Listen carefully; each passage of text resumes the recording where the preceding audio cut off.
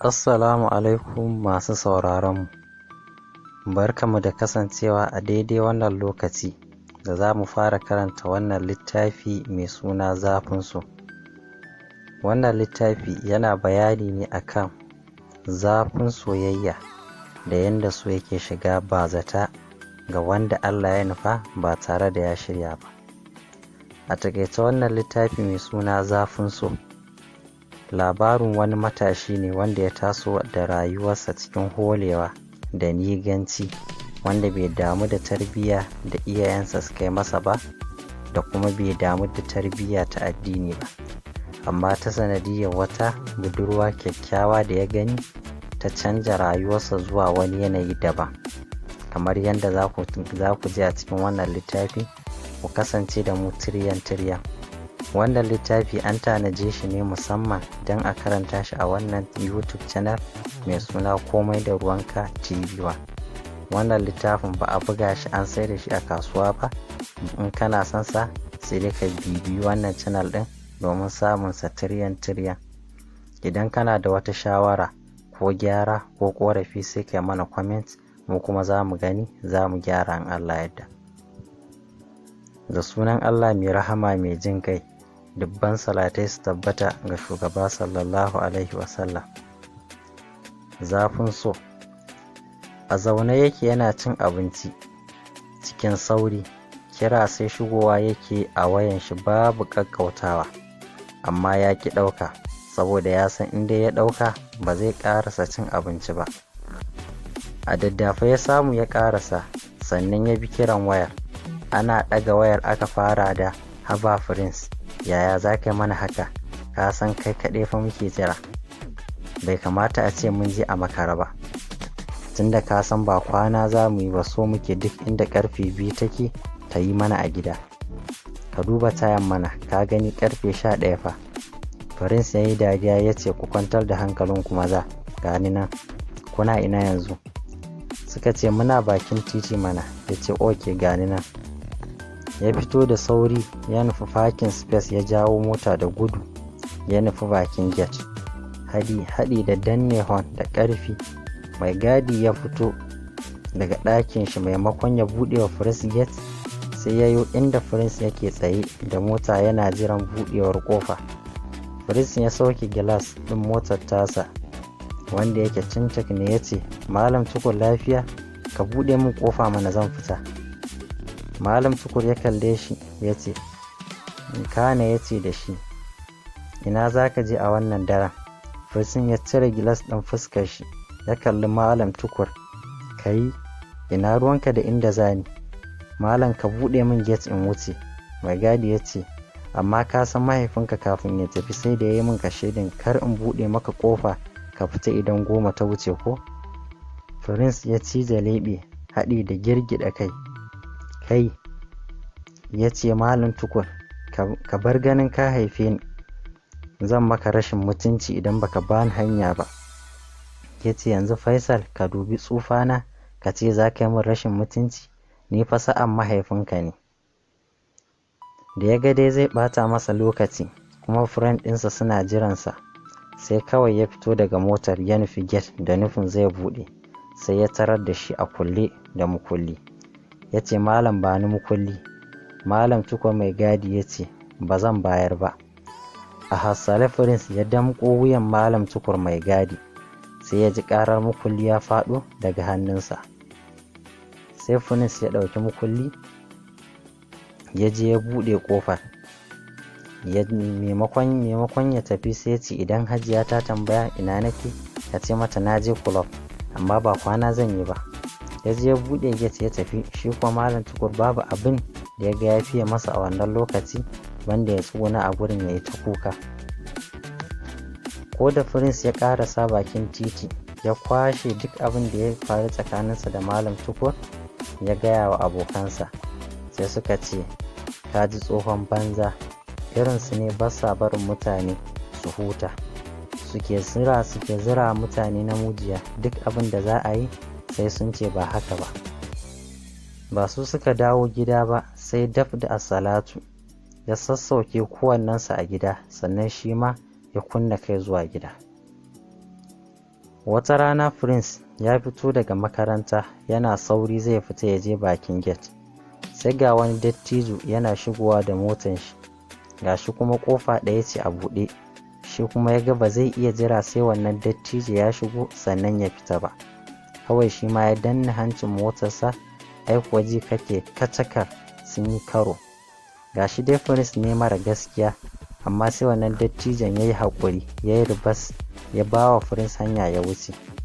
Ai kuwa yana fitowa ya yi wa dattijon nan kallon hadarin kaji, ya ce Allah ya shirye ka. Prince da bayya barin ta kwana ya leko daga mota ya ce sai dai ya shirye babanka, tsohon banza munafiki. Dattijon bawan Allah nan ya gyaɗa kai ya shige abin shi. Ko da Prince ya je gida ya tarar abbansa ya dawo yana zaune a falo, kai tsaye ya shiga babu sallama. Ya kalle shi yana zaune a kan lintsimimiyar kujera ta alfarma da ke falon. Ya ce abba saukai yaushe. Ko da ya yi masa wani wawan kallo sai ya ji zuciyar shi tana dukan uku. Ya ce abba lafiya? Ya ce ban sani ba, duk abin da ke faruwa ai kafi ni sani. Wai Faisal yaushe za ka yi hankali ne? Yaushe za ka daina bin abokan banza? Yaushe za ka zama cikakken mutum? Faisal girma kake amma ba ka san kana girma ba? Faisal ka shiga hankalinka. Faisal duniya fa da kake ganin ta kamar gona ce da za ka yi shuka sannan ka girbi abin da ka shuka. Yanzu Faisal rashin mutunci naka har ya kai kan abokina kuma babban amini na? Allah ya sa ba wani ne ya faɗan ba, balle ka ce an yi maka ƙarya da aka saba yi maka. Mahaifiyarka da kai abin a gabanta ita ce ta faɗa min. Yanzu kenan bai kai matsayin da zai yi maka faɗa ba? Idan an kai ƙararka gurin shi bai isa ya dake ka bane? Yanzu ka saka mahaifiyarka cikin kunya, ta kira shi ya yi maka faɗa, ka ci mutuncinsa. Faris ya ce to ai abba, mahaifin nasa ya daka masa tsawa, dalla yi mun shiru. Abba ya katse shi da tsawa, babu abin da za ka ce min, shashashan banza, tashi ka bani guri. Ya tashi ya shige, yana yatsana fuska da ƙananan surutai. Wata rana Prince ya shigo gida da yamma, yana fito, daman ya saba da yin shi. Idan zai shiga gida, don shi ne tamkar sallama a gare shi. Yana buɗe ƙofar falo zai shiga, har ya saka ƙafa ɗaya a ciki, sai ya dakata ya tsaya ƙam kusan mintuna 3. Shi bai shiga ba sannan kuma bai koma ba. Muryar Hajiya ce ta dawo da shi hayyacinsa, tana faɗin Faisal lafiya dai ko? Ya ɗan yi firgit sannan ya ce lafiya Hajjaju. Kawai dai na manta dama zan shigo da ƙafar hagu kuma kin san babu kyau. Ta ce kaji da shi, idan shigowa za ka yi ka shigo, idan kuma fita za ka yi ka juya. Ya ce haba Hajjaju, ayi yamma ta yi karfe 7 na dare, duk ɗan kirki da ya shiga gida ai ba zai fita ba yanzu sai safiya. Sai kuwa ya daddage ya rangada sallama kamar haka, salamu alaikum wa rahmatullah. Ƙanwar Rumaisa tana zaune bisa kujera a gefe sai ta tuntsire da dariya ta ce wallahi duk inda akuya take ba ta kama da kura, sallamar ma baka iya ba. Shi dai hankalinsa ma bai kai kanta ba. Idanunsa suna kan kyakkyawar halittar da ke zaune a kusa da Rumaisa, sai sheƙi take tamkar zinariya, idanuwanta farare ƙal, kai ka ce da madara ake wanke su. Idan ta magana ba a fi hango haƙoranta ba, idan kuwa ka hango su za ka ga suna haskakawa suna sheƙi sai ka ce da azurfa aka yi su. Hancinta ya daidaita akan fuskarta, karen hancin yana tsaye tamkar alƙalami. Girarta baka ce sosai, sannan kuma ba irin mai yawan nan sosai ba ce, don zan iya cewa siririya ce matuƙa. Amma kuma ita yarinyar fara ce tas, ga ta ba siririya ba sannan kuma ba ta da ƙiba sosai. Tana da ɗan saje har ya kawo kusa da kunnenta. Wayyo Allah, ai kyau ya ƙare a nan. Dire kuwa ba a magana, duk da kasancewar tana cikin hijabi amma halittar jikinta ba ta ɓuya ba. Iya kallonka makusa babu a jikinta. Sanye take cikin pink ɗin hijabi da baƙin lesi mai ratsin pink. Kai da ganinta ka san ta fito daga gidan tarbiyya, kuma duk inda take ka san ba a wahala take ba. Ba zato ba tsammani ta miƙe tana faɗin to, Rumaisa ni zan tafi. Rumaisa ta ce haba ke ko Husna, ki bari mana ki yi sallah mu ci abinci dan Allah. Ta ce a'a wallahi sauri zan yi in koma gida, kar magariba ta yi a waje. Kin san halin ummanmu, sai dai mun faɗa sai ta mun faɗa. Rumaisa ta ce ok shikenan, mu je idan taka miki. Suka yi sallama da Hajiya sannan suka fita.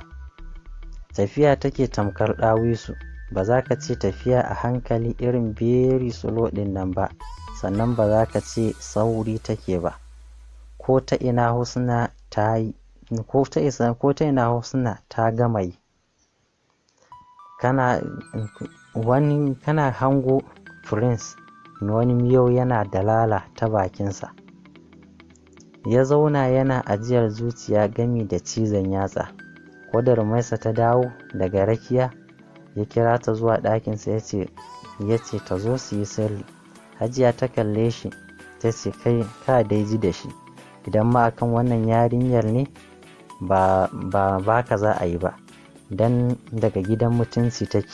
Ma ga kuwa yadda za a yi wanda ya san mutuncin kansa zai ɗauki ya baka. Bai ce mata komai ba banda tsikaro baki da ya yi, sannan ya saka yatsa cikin sarƙar da ke makale a wuyansa, yana juya ta ya shige zuwa ɗakinsa. Rumaisa ta bi shi a baya.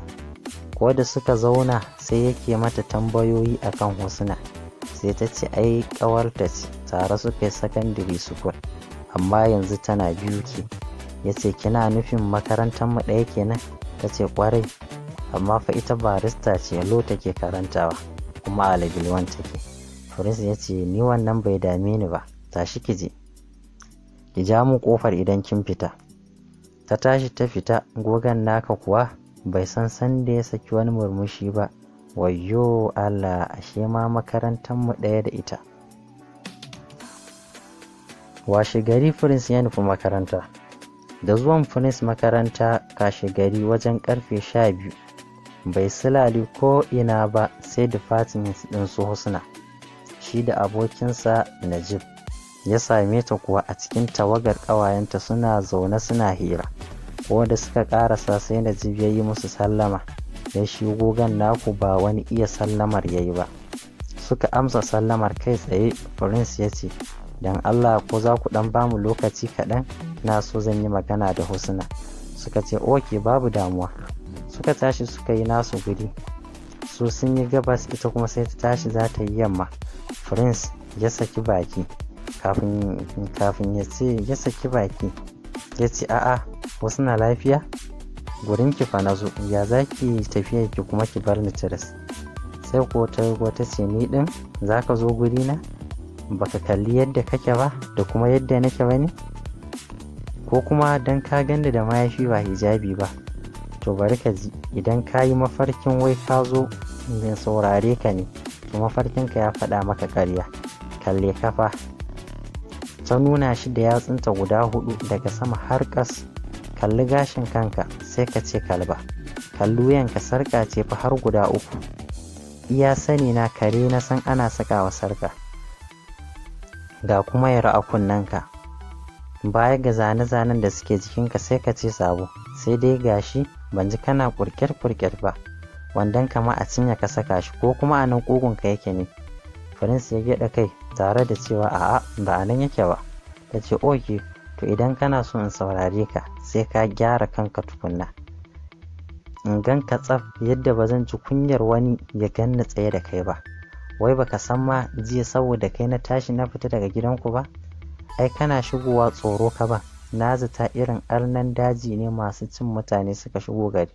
Shi yasa babu shiri na miƙe. Wai a ce kana ɗan musulmi amma baka iya sallama ba?